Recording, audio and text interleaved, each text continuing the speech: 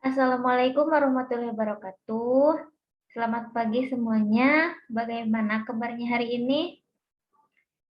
Saya harap kita semua selalu diberikan kesehatan dan umur panjang oleh Allah Subhanahu wa Ta'ala.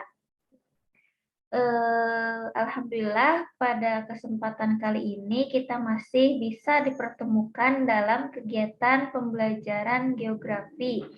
Nah, untuk hari ini ialah merupakan pertemuan ketiga.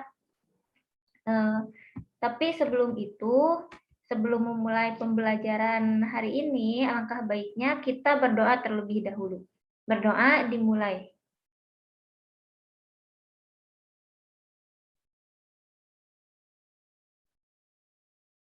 Amin ya rabbal alamin. Semoga segala doa-doa kita dan harapan-harapan kita dikabulkan oleh Allah Subhanahu wa Ta'ala. Nah, sebelum masuk ke materi, saya akan mengabsen terlebih dahulu. Adinda Salsabila, Agung Prakarsa, Akbar Gilang, Anissa Fadilah Ruli, Dava Muhammad Sabik, Dewi Nur Putri, Dia Syafaatun Nisa, Dimas Maulana, Dina Nur Fuada, Fawaz Zulfa, Fitri Komalasari, Hilda Mutiara, Isti Suryawati, Khairun Nisa Salsabila, Luciana Malia, Matin Rusyidan, Muhammad Cahya, Muhammad Angga, Mutia Anissa, Nazwa Masru Regina, Nindira Yasa, Nisrina Nabila, Nura Sri Mulyani, Nur Fajri Ismail, Tina Nisa, Raka Aji Cahya, Reza Artamevia, Roslia Nisri, Rulit, Setia Hafiz, Siva Rojwa, Siti Solihat, Syafira Helmalia, Tantri Nur Fadila, Widya Dwi Astuti, dan yang terakhir adalah Wulan Widi Astuti. Setelah ini langsung saja ke materi ketiga kali ini, yaitu kita akan membahas mengenai perkembangan jalur transportasi dan perdagangan internasional di Indonesia. Nah, yang pertama dalam materi ini yang akan kita bahas ialah mengenai sejarah jalur transportasi dan perdagangan di Indonesia, ya, pada masa kerajaan di Indonesia. Nah, yang pertama ada Kerajaan Sriwijaya. Kerajaan Sriwijaya yang ada di abad ke-6 hingga 10 Masehi menguasai seluruh jalur perdagangan maritim di Asia Tenggara melalui Selat Malaka dan Selat Sunda. Perkembangan perdagangan Kerajaan Sriwijaya pada saat itu didukung oleh letak Sriwijaya yang strategis.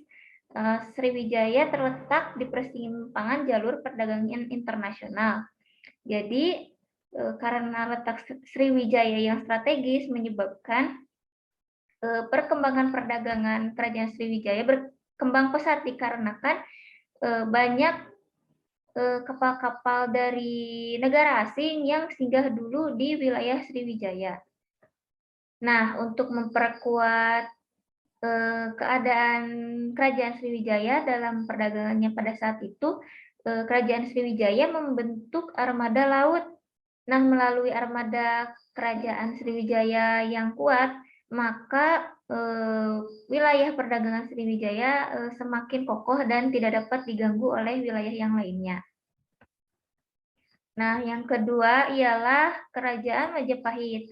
Pada zaman Kerajaan Majapahit, masa keemasannya dipimpin oleh Raja Hemuruk yang didukung oleh Pati Gajah Mada melalui Sumpah Palapa yang ingin menyatukan wilayah Nusantara. Kerajaan Majapahit melakukan kegiatan ekspor rempah-rempah dengan pelabuhan tersibuk di daerah Bubat dan Canggu. Kemudian armada laut Majapahit ini juga memiliki armada laut yang sangat besar dan kuat pada masa itu. Besarnya armada laut Majapahit memudahkan kerajaan untuk mengontrol pelabuhan-pelabuhan yang mengganggu aktivitas bisnisnya. Armada laut Majapahit juga didukung oleh persenjataan meriam hasil rampasan dari bala tentara Kubilai Khan ketika menyerang Kediri pada masa itu. Nah, jadi pada masa itu kerajaan Majapahit memiliki kejayaan yang sangat besar. Ditambah kerajaan Majapahit yang memiliki armada laut bisa mengontrol pesaing-pesaing pelabuhan yang lain dan membuat kerajaan Majapahit semakin kuat saja. Karena itu pada masa itu Majapahit mengalami perkembangan yang sangat pesat. Nah, yang selanjutnya ialah sejarah jalur transportasi dan perdagangan di Indonesia pada masa kolonial di Indonesia atau masa penjajahan. Nah, yang pertama adalah ada bangsa Portugis. Pelayaran bangsa Eropa ke Nusantara ini pertama kali dipelopori oleh Bartolomeu Dias dari bangsa Portugis. Pelayaran Dias yang ia lakukan ini tidak sepenuhnya tuntas. Yang lalu pelayaran yang dia lakukan kemudian diteruskan oleh Vasco da Gama dengan titik awal dari Lisbon.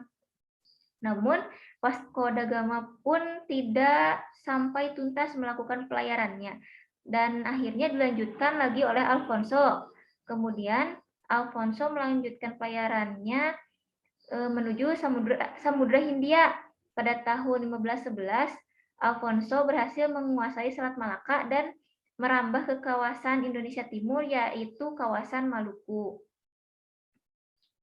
Nah, yang kedua ialah adanya bangsa Spanyol. Pelopor bangsa Spanyol ialah Christopher Columbus. Pada tahun 1942 di Pelabuhan Paulus Spanyol, Columbus melakukan pelayaran ke arah barat mengarungi Samudra Atlantik. Tahun 1519, pelayaran yang dilakukan oleh Columbus ini dilanjutkan oleh Ferdinand Magellan.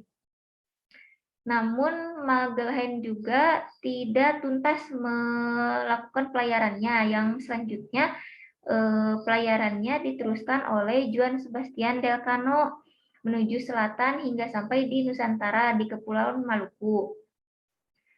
Namun saat tiba di Samudra Hindia, Juan bertemu dengan bangsa Portugis dan kemudian ia menghindarinya untuk bertahan dan agar bisa kembali pulang ke Spanyol dengan selamat. Nah, yang selanjutnya ialah ada bangsa Belanda. Pada bulan April tahun 1595, Cornelis de Houtman dan de Keyser memimpin pelayaran menuju Nusantara dengan 4 buah kapal.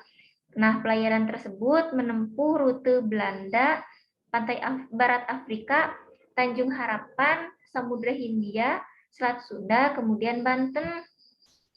Nah, untuk pada tahun 1596, Cornelis de Houtman ini dengan 4 buah kapal yang berawak kapal sebanyak 249 orang mendarat di Banten. Nah, kemudian kehadiran Belanda pada saat itu di Nusantara adalah awalnya penjajahan di Indonesia terjadi dengan ditandai dengan terbentuknya VOC pada tahun 1602. Nah, yang terakhir ada bangsa Jepang. Pada masa penjajahan Jepang dilakukan pembangunan jalur kereta api dari wilayah Baya sampai Cikarang, Banten sepanjang 83 km. Kemudian membangun jalur Muaro sampai Pekanbaru sepanjang 22 km. Pembangunan jalur kereta api ini menggunakan tenaga romusa atau yang kita ketahui sebagai kerja paksa. Dan karena kerja paksa ini banyak sekali korban jiwa karena bekerja dengan terus-menerus tanpa istirahat dan tanpa upah. Yang selanjutnya ada sejarah jalur transportasi dan perdagangan di Indonesia pada masa Indonesia setelah merdeka. Yang pertama ialah ada Orde Lama. Pada 13 Desember tahun 1957, Indonesia mencetuskan Deklarasi Juanda. Nah, dalam deklarasi ini menyebutkan bahwa Indonesia merupakan satu kesatuan, berisi tentang hukum laut Indonesia dan pentingnya sektor ekonomi maritim. Kemudian pada tahun ini juga Indonesia melakukan nasionalisasi perusahaan maritim Belanda dengan mengubah dan mengelola perusahaannya menjadi milik Indonesia. Nah, yang kedua ada Orde Baru. Pemerintah Orde Baru membentuk lembaga transportasi darat, yaitu Perusahaan Jawatan Kereta Api dan Perusahaan Umum Angkutan Bus yang disebut sebagai Perum Damri. Kemudian pemerintah Indonesia juga mendirikan pabrik karoseri atau pabrik perakitan alat-alat transportasi. Pendirian pabrik ini membawa kemajuan transportasi yang sangat pesat di Indonesia. Dengan adanya karoseri atau pabrik perakitan alat-alat transportasi di Indonesia terbantu dan mengeluarkan banyak-banyak inovasi dalam mengembangkan kemajuan transportasi yang ada di Indonesia. Yang selanjutnya ada era reformasi dan setelahnya. Nah, pada era ini dicetuskan deklarasi Bunaken. Deklarasi ini menghasilkan dua pokok bahasan, yaitu yang pertama kesadaran kondisi geografis Indonesia dan yang kedua ialah potensi kelautan. Kemudian pada era reformasi dan setelahnya ini, pada era ini adanya peningkatan maritim, Departemen Eksplorasi Laut, Deklarasi Maritim Seruan Sunda Kelapa, kemudian Konferensi Laut Dunia oleh Dekin, dan Visi Poros Maritim Dunia. Kemudian di masa sekarang, yaitu masa pemerintahan Presiden Jokowi, pembangunan infrastruktur dan transportasi yang dilakukan ialah pada sektor transportasi darat, sektor transportasi laut maupun udara. Nah, pada pemerintahan Presiden Jokowi ini, pembangunan yang sudah terlihat hasilnya ialah pada sektor pembangunan darat, yaitu pembangunan jalan tol, kemudian pembangunan kereta api, dan pembangunan sektor laut yang mendukung Indonesia sebagai poros maritim dunia. Nah, yang selanjutnya ada alur laut Kepulauan Indonesia atau ALKI.